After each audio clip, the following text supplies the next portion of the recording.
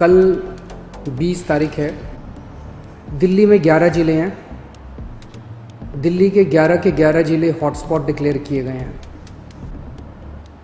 पिछले कुछ दिनों से दिल्ली में कोरोना के केसेस में बढ़ोतरी होनी शुरू हुई है।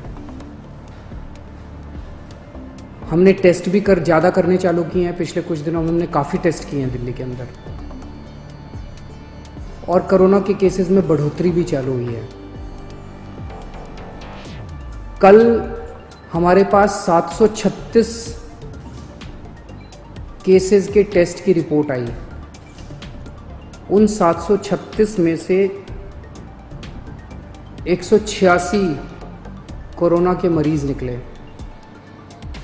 यानी कि 25% लोग कोरोना के मरीज निकले।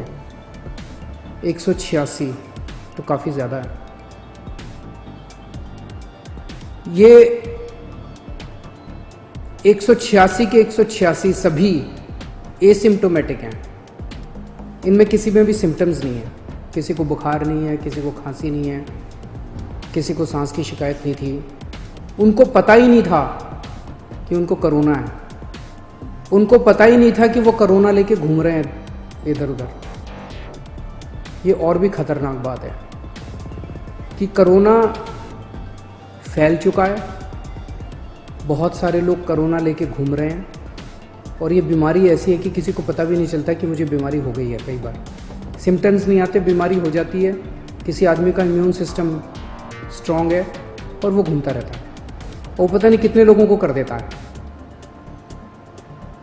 तो आज जब ये निर्णय अपने को लेना है कि कल से कुछ ढिलाई देनी है कि नहीं देनी, मैं भी देना चाहता हूँ ढिलाई।